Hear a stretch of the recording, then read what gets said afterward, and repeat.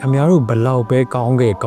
အဲ့ဒီမှတ်တမ်းကခမားရေးသားရဲ့ခေါင်းထဲမှာမရှိဘူးခမားချစ်သူခမားမိန်းမရဲ့ခေါင်းထဲမှာမရှိဘူး main ကလေးတွေအတွက်ခမားရဲ့မှတ်တမ်းကောင်းကဘာမှသုံးမဝင် relationship တွေမှာ main ကလေးနဲ့အဆင်မပြေတဲ့ယောက်ျားလေးတွေပြောနေကြစကားတစ်ခုရှိတယ်ကျွန်တော်ဒီလောက်ထိကောင်းပေးတာကိုဗျာကျွန်တော်ပုံမှာတစ်စက်မှမညာတာဘူးပြီးတော့သူ့ရဲ့ main ကလေးကိုလည်းပြောတယ်နေ့ပေါ်မှာငါဒီလောက်ထိကောင်းတာနေပါလို့ငါ့ကိုဒီလောက်ထိရက်ဆက်ရတာလေ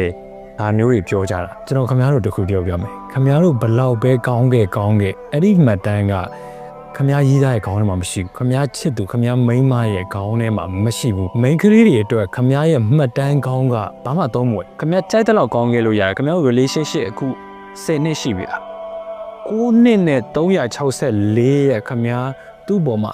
ကောင်းပြီကြိုက်တဲ့လောက်ဘယ်လိုပြောမလဲသူတောင်းဆိုတဲ့လောက်ခမားလိုက်ရောပေးအကုန်လုံးကောင်းပေးခဲ့လို့ရတယ်နောက်ဆုံးတရက်မှာခမားဘက်ကအမားတစ်ခုခုဖြစ်သွားရင်ရှိခဲ့တဲ့မြတော့10နှစ်တာကာလပတ်လုံးခမားကအတုံးမကျတဲ့လူတယောက်လိုပဲသူကပြောမှာပဲဆိုတော့ဥမာလေးတစ်ခုပေးမယ်လို့လားခုခမားတို့ရဲ့ relationship က9နှစ်သက်တမ်းရှိပြီပဲဆိုတော့ရှေ့နှစ်တွေမှာခမားက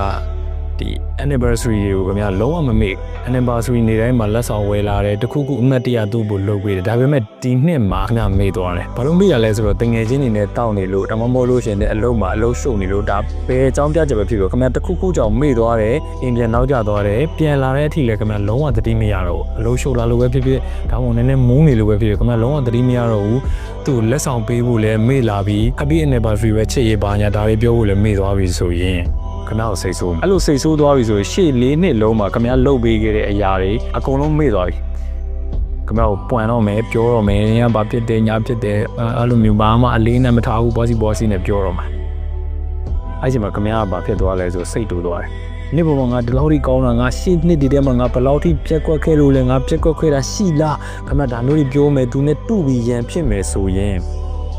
ခမားမှားတော့အဲ့တော့မေးစရာရှိတယ်ကျွန်တော်ဒီလောက်တောင်ပြောတော့ကျွန်တော်ဒါလေးပြန်ပြောတော့ကျွန်တော်မှားလားကျွန်တော်ကောင်းခဲ့တ